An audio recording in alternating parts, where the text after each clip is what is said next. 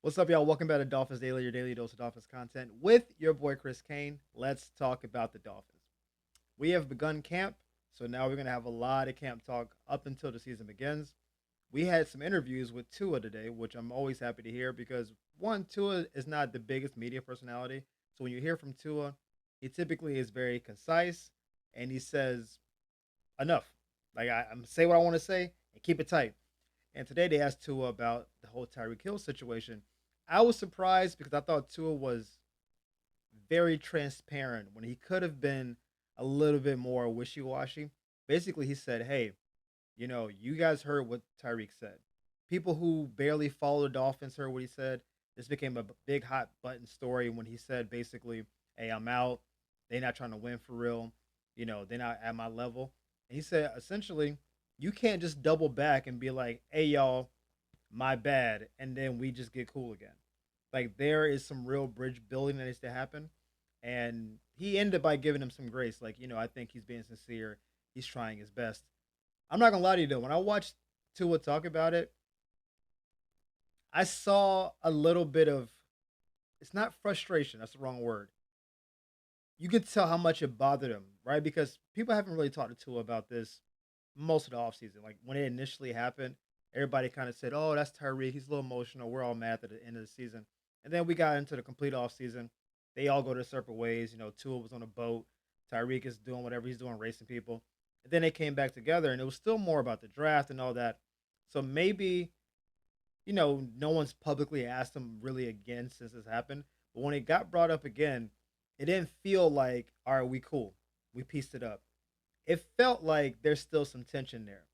I, of course, don't want any rifts in the team because I think there's a fine line between accountability and something that could possibly break the team apart. Tyreek needs to be accountable for what he said, and by making him like earn his captainship, by making him earn a voice in the locker room and all that, that's definitely part of it. Depending on how frayed people were initially, though, this also could be something that becomes an issue at some point during the year. Easy example. We're 4 or 5 games to the season. Tyreek runs a couple routes, throws his hand up like receivers do, doesn't get the ball, comes to the sideline. It's like, yo, give me the ball, man. I'm trying to shine. Because that's what receivers do, because receivers play a dependent position where if you don't throw me the ball, I'm rarely impacting the game. We're not Heinz Ward where you're getting like paid to also like be a full time blocker, right? And then you do that, and of course, offensive linemen usually step in the middle, like, "Yo, get off my quarterback." But if you're stepping in front of the quarterback, like, "Hey, man, that sounds real selfish. That reminds me of that time when you said I'm out. They're not trying to win for real. I'm trying to get mines." That little seed is always there, and I think Tyreek has been doing the right things in the offseason for the most part, as far as the team building part of it. I've heard him talk about wanting to be a better leader. I've heard from other people, from the coaching to other players, be like, "Hey, Tyreek's doing his thing. He's doing his thing." But that doesn't mean we forgot what you said. And as we get closer to the season, when those moments like kind of flare up, you got to figure out like, are we like, "Hey, Tyreek, is cool. I got you," or is it he's looking for an excuse to try to be antagonistic against the team, or he's trying to find a way to elevate himself above the team? It's a very tricky spot to get into, right? And that's why I'm happy that Tua addressed it. I thought he was very candid and very honest about it. It sounded like, "Hey, we still got some work to do." He's not been named a captain yet, so I'm guessing that means that he has not ascended to the position that we feel like he's like made amends with everybody. Um, but people don't forget. Anyone in a relationship out there, sometimes you can say, "Hey, it's okay, honey, I forgive you." But I didn't forget what you did. It's like, I forgive you. Like we can keep being a couple, but I remember you did that thing to me, and then sometimes down the line, it just gets brought back up. I'm not doing no counseling. I'm just saying it happens sometimes. So I thought Tua was very candid about it. I think what he said is honest and truthful, and I hope that Tyreek stays on the up and up. We mentioned Tyreek a lot on this page, and most of it is about Tyreek effectively growing up, even though he's in his 30s. Growing up means like I feel a way, I want to say something, but I don't say it because I know it's not good for the team. I know if I let this fly, there's gonna be some consequences. So you just like button it, and we begrudge players who don't talk, who just kind of say the hey, I'm just on to Cincinnati, those kind of people. But those people also kind of keep the peace because we don't parse their words and then like unpack it. Dak Prescott is really good at this. Dak rarely says anything about anything. Do I think Dak doesn't feel something? No, I think Dak feels a lot of things. But Dak knows I play for the Cowboys. If I say anything a little bit here, what did Dak Prescott mean? Is he mad at Jerry Jones? You know how ESPN is. It becomes a big story. So he just says, hey, those three picks that hit CeeDee Lamb right in the hands and bounced off his face mask and resulted in pick sixes. That's on me. I got to throw us off the ball. Like, you got to say it the right way sometimes to keep it at bay. But that's maturity. And I think that's something that Tyreek is working on. And it sounds like the team is pushing him to do so. I say a lot of things on this channel, and I believe everything I say. Don't get, I'm not here for the clicks and all that nonsense. If I say it, I believe it. Just recently, I said I believe that Artie Burns could be the breakout player in our secondary. What a perfect story. Local kid, eighth season. What a chance to like get a little bit left in the tank. He has a chance to start, all that good stuff. And immediately in practice today, Artie Burns got hurt. Very sad, man. Reports have come out that Artie Burns is feared to have torn his ACL today. I will say this: anytime that they fear you've torn your ACL in football, 9.999 out of 10 times you tore your ACL, and that means effectively he's done for the year. There's that scenario always that like if he's a fast recoverer that maybe like in the Super Bowl he could show up and do a TO where you can bandage your leg up and play like at 80%. But for all effective purposes, he's on a 1 year contract. He will never suit up in a season as a Miami Dolphin, and that's very sad. I told you guys I thought he could be a standout. He's an experienced secondary guy. He had a chance of a lifetime to start on a good team with other good players around him, and it just wasn't meant to be. It's very sad, man. Like when I like, 'cause it pops up my feed when things happen for the team. And as soon as I saw it, I was like, "Oh, come on, man!" Like he didn't even get a chance to like prove himself. I know he's had a number of years in the league. He's almost a 10-year vet. I get it. He's had multiple stops. People are giving him a chance. I get that. I just felt like what a good final possible opportunity where if he plays just solid this year, if he had just played the year, two or three picks, didn't give up, crazy 200-yard games, even if we didn't re-sign him, somebody would have signed him and made him like their slot corner or whatever the case would have been. And now with an ACL tear after multiple meh to bad seasons going to year 31, I think it's entirely on the board that we never see Artie Burns play again. And that is absolutely devastating because if you want to get hurt on the field during a game, like there's a thing where the game can retire you and then you can retire from the game. And when you talk to a lot of ex players, they always talk about, yeah, man, I wanted to keep playing, but my body gave up on me. The ones who just like walk away feel like the ones that are like the most content. Hey, I could have gone back out there. They offered me more money. Like someone like Larry Fitzgerald could have kept playing, and he was like, "Nah, I'm already a Hall of Famer. I've done all this stuff. I didn't get a Super Bowl, but I'm not gonna win one in Arizona anyway. So why come back and go, 7-10? I'm good." And now he just seems really content in his position. Versus, yo, man, like I know I've had three straight, Achilles tears, but give me one more shot. I think it's that part of you. It's like in your pit of your stomach where it's like, had I been healthy for this year with the Dolphins, could I have extended my career a little bit further? Could I have had one good year here and then got a 2 year deal with a team like Tampa, who's in a win now mode because of Baker and Mike Evans's age and contracts, and I'm sad for him, man. You never want to you don't want to see anybody get hurt, especially as a Dolphin fan. People get hurt all the time for the Dolphins. This has been a continuous thing for the team. Devastating injuries to very key position groups. It's just I don't know, man. It was sad to see, and you know, shout out to Austin. Shout out to Artie Burns, man. We wish you a speedy recovery. And if you do make a recovery and try to come back next year, maybe we can try this again. But I think it's very much on the board that we don't see him again. Offensive line has been a big talking point this offseason, right? We've talked about having to fortify the interior of the line.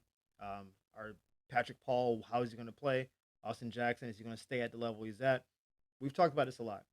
And Austin Jackson decided to come out today and really give it was like not even like a seal of approval. It was more like, yo, we about to do it.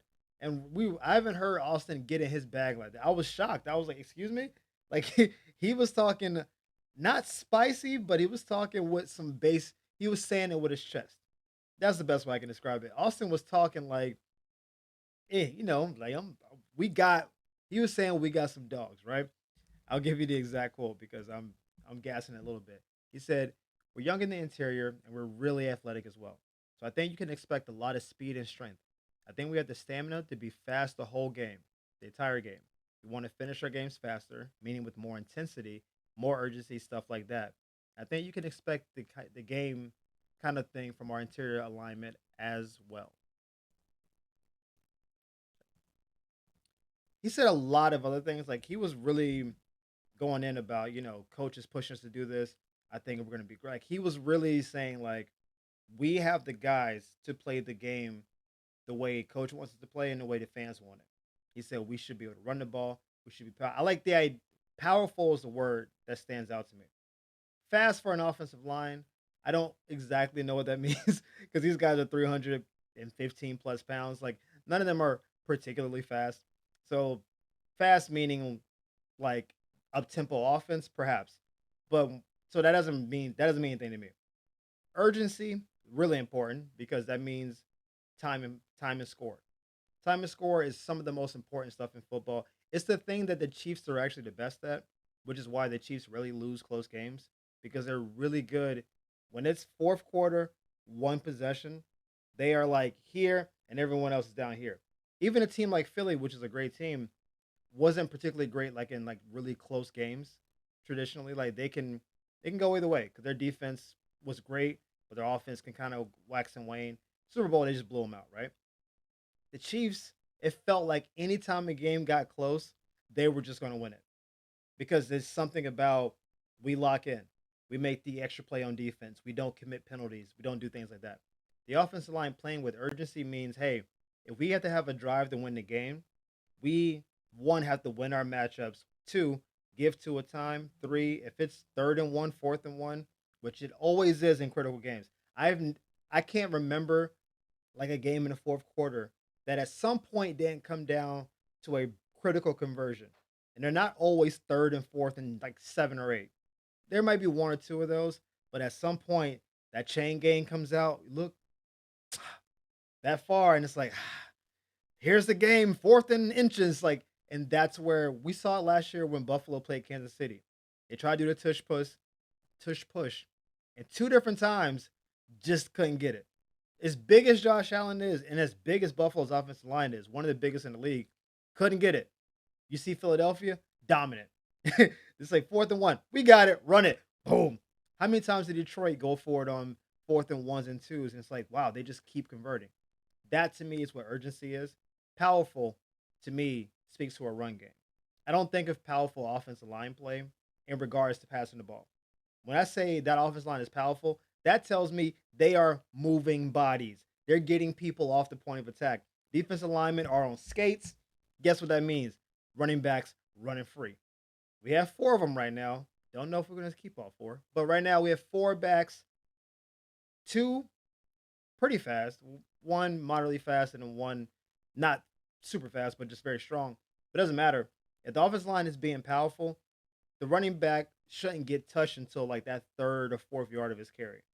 I always go back to Detroit because how many times did you see Detroit get so much push that by the time Montgomery or Jameer got touched, they were already 4 or 5 yards on the field, and then they would engage with the contact, drive the legs. That's a 7 yard gain, and five of that was offensive line play. Conversely, how many times did you see the Dolphins last year where if Devon couldn't make someone miss in the backfield, it was what are we doing? But because they weren't moving people at a point of attack. So we're talking about being powerful and urgent. What I see, what I foresee, is us having a lead in the fourth quarter and having to salt the game away. And the best way to salt the game away is running the ball. One, the clock is running. Two, less likely you're going to get in trouble fumbling wise. None of our running backs particularly have fumble issues. Raheem Mostert had some. Raheem Mostert does not play for the team anymore. So our running backs currently not fumble based guys. And if you're blocking well enough, 4 yards, first down, five. Like it just is demoralizing for a defense because they can't get off the field, and you just keep pushing them. They're getting more and more tired. The offensive line gets more and more energy. The more they get tired, you don't see a lot of tired offensive linemen because they're just leaning on people. You see D linemen hands on the hip, dying, making a scene. All old linemen are like, put them paws back in the ground. They're moving them. When you do that, you could do. I think Philadelphia had a game last year where they had the ball for like 11 minutes to close the game, and it was just a series of three, three, three, tush push, first down, four, three. It just was like a 20 play drive. The defense was like, "Yo, can we get off the field?" And they could not get off the field. I don't expect us to have 20 play drives. That's an outlier, right? But the idea that hey, 4.5 minutes left, up five, you got the ball, they never see the ball again. That's what I want to see. What I don't want to see is three and out. They got the ball 3.5 minutes left. Now our defense has to stop a team that's throwing the ball 4 consecutive times with a secondary we don't really know about yet, and then trying to win games that way. I don't want to see that. I want us to have the ball, and the defense is already like taking pads off. Like, no, we got it, big dog. This win is coming. We don't need that. That's what I'm looking forward to. So I'm really happy to hear that from Austin. I'm hoping that he's echoing the sentiments that Patrick Paul, that Teron Armstead had talked about, where people seem to be confident in the personnel. Until we get on the field and we see how everybody gels, we don't know for sure. But the confidence is there. So let's see if it plays out.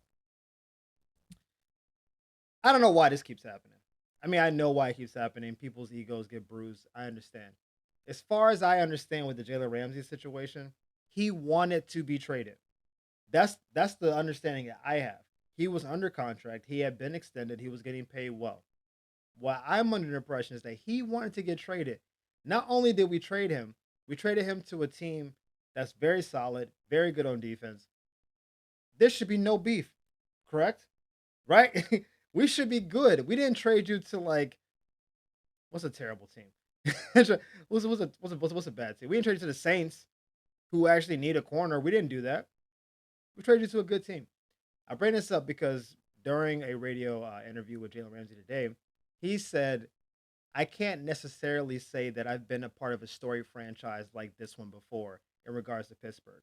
And people are like, oh, it's a shot at Miami. And it is, but let's not let's not demonize what the Steelers are. The Steelers are a 6-time champion. There's only a couple of them. It's them, I believe. The Cowboys have 5, maybe 6 as well. San Francisco, I think, has 6. So it's a couple teams that are there, and then of course New England has 7, right? But outside of like a couple teams, no one has as many Super Bowls. Green Bay has pre-NFL, whatever. You can throw whatever number out for them. But the heyday of the Steelers was in the 70s. Everybody knows this. They won 4 championships in the 70s. But during the 70s, the Dolphins went to 3 Super Bowls and won 2. It's not like it was just Pittsburgh running a dime on the world and everybody else is just like, oh, like it wasn't hold my beer. They went to 4, went to 3. Now they won all 4. Great. I mean, there's nothing to say. It's Terry Bradshaw. It's 20 Hall of Famers. We know what the Steelers were. They didn't win a Super Bowl again until 2005, though. So a lot of that storied is like 40 years ago, 45 years. It's a long time ago. But again, no shade to Pittsburgh. Is Miami as storied as Pittsburgh? I don't believe they are. But who else got an undefeated Super Bowl championship? I'll wait. Oh, oh, I know the Patriot fans was like, nah, almost, but nah. So you can say storied in the sense that they've won more Super Bowls, sure. Pittsburgh to me is like the Giants, like San Francisco, the Cowboys. If I had to name like in Green Bay, if I had to take the top 5 story franchises, those are, and maybe the Giants are, well, they won 4. Yeah, I'll keep them up there. And then like I think Miami's in the same tier as teams like Denver. Denver's won 3 Super Bowls. They've been to like 8. Kajano went to 5. Peyton went to 2. All right, so they've been to like 7. That's a lot of Super Bowls. We're in that category. We're above Buffalo because Buffalo had never won one. We're above Minnesota because they didn't win one. Somewhere in that Bronco, that's like tier 2 story franchise. I don't think that's like an insult at all. But the question, why even go there? You could just be like, yo, man, I'm happy to be with the Steelers, man. They're a great franchise. Looking forward to being great here. Just keep it there. Hey, looking forward to playing well here. Joey Porter's a good young player. You know, happy John can come over here, so I got somebody I know. Mike Tomlin, great coach, future Hall of Famer. Looking forward to putting that black and yellow on. All good. I haven't been part of a team that just had this kind of legacy. It's no reason for that. There's no reason for that. You wanted to go to Miami, and then you wanted to be traded, and we did that for you. And now let me just take a little. That's like breaking up with somebody and then being like, I guess they didn't want to. I guess they didn't want to be with me. I'm like, didn't you break up with me? It's like, well, you dumped me. It's too deep. So this is like as far as pot shots go. This falls in the same trend as like Kendall Lamb, Raheem Mostert, like just a number of guys. Like you got traded, and then you got to say a little something about your ex. Raheem's it made sense to me because we basically just stopped playing him and stopped giving him the ball, and he did not want to get traded. He kind of got cut, but that's not Jalen's situation. We would have loved to keep you, but then you said I want to go, and then it just got out. So we're like, all right. I guess we gotta let you go. Just enough, dog. You're on a new team. I said I wish you the best. Here on Dolphins Daily, we got no beef with Jalen Ramsey, but just keep the pot shots to a minimum. And we will see you at some point this year. So it will be decided on the field. But as always, guys, thank you for tuning in to Dolphins Daily. We appreciate the love and support. Thank y'all for the likes and subscribes. We will see you next time on Dolphins Daily. Peace.